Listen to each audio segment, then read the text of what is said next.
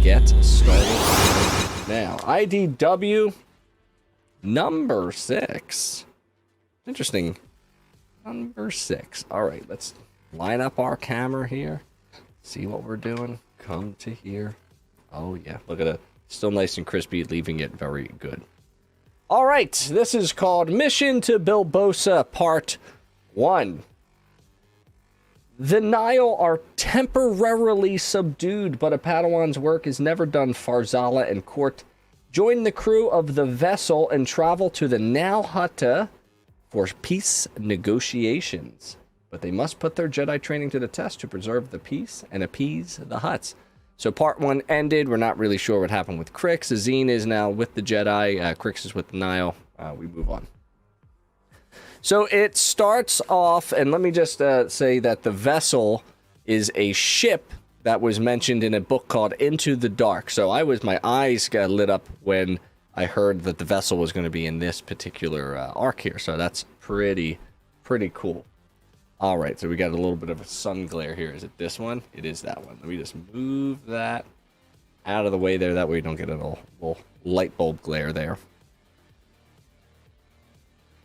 We start off with Master Talbota, who is an ancient Jedi Knight who they read, the Padawans read that he once pulled cruisers out of the sky like Star Killer. And like what most people want Kenobi to do in his series, which is not going to happen. So it starts us off on the vessel. Here's the timing of the story. The timing is always important to put us where we are in the High Republic.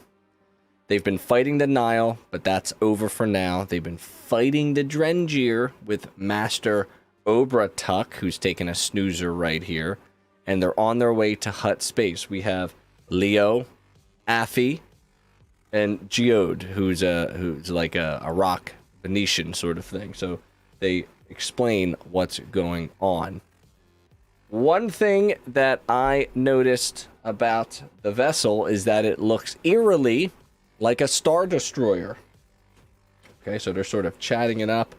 It looks very much like a Star Destroyer, and for whatever reason in my head when I was reading Into the Dark, I did not have triangle shape in my brain, so it's always nice to see a little bit of a visual reference. It's helpful for sure.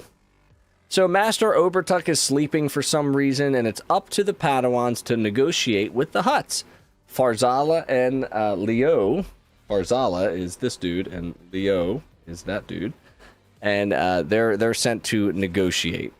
They meet this very interesting character, Ishner, who's the lead muscle of the Hutts at this time.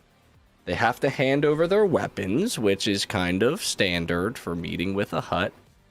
And then what's interesting about this moment is that Quart kind of speaks this very strange language from the beginning. This is a mask, and they sort of talk with Geode. They have a little moment, and then click thunk happens, and it's red. That tells me something bad is going on. On planet now, Skarbada the Hutt, who's the brother to Miarga. And if you remember or you have watched the High Republic series that I put out, Miarga worked with the Jedi to basically battle the Drengir, the evil Drengir, plant-like sentient creatures. So there's a nice little crossover connection there. Uh-oh, the vessel arms their weapons, and they're about to fire down on everybody. Let's just pause for a moment and check out this galactic data file of the Drengir attack. So we know that they started on the Amaxine station. Here's Mierga and the Rancors and the Jedi that fought the Drengir in the High Republic series. Here are the little icon thingamajiggies that kept the Drengir in a stasis state. And then eventually they destroyed the great progenitor or progenitor, I don't know what to say. And they defeated the Drengir once and for all. Thum. Everyone scatters. More red here. What's going on there? Oh boy.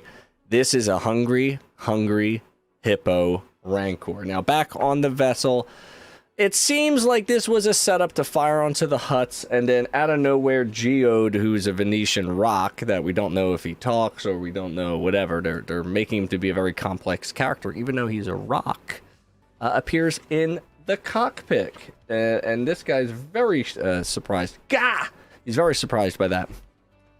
Back on the planet, Farzala and Leo are trying to escape, and they're sort of jumping through windows. They're trying to figure it out, and oh no, there's Drench here on this planet. Son of a gun, they are still alive. Oh, that's annoying. So Farzala saves Ishnar, and she's like, "Why would you do that?" And he's like, "I'm a Jedi. This is what we do. So don't try to kill us again or capture us." He sends Farzala and Leo away while he investigates what's going on. There's the vessel again. Kind of looks like a mini Star Destroyer. Pretty cool. Whilst on the vessel and whilst Ishnar is investigating, they announce that, Ishnar sort of communicates that they will find them, the people on board, Affy and Court and Geode, because Jabba the Hutt wants them dead. Boom. So again, Farzala was sort of questioning why they were doing these sort of things, and he had some little life lessons and whatever. So our Padawans are in a little bit of danger. There's a little bit of double crossing going on with the Hutts, and that ends our number 6. And Jabba the Hutt is brought up, which is super interesting because it's 200 years before the Phantom Menace, and many more years before Return of the Jedi. So Jabba the Hutt's been around for a hot second.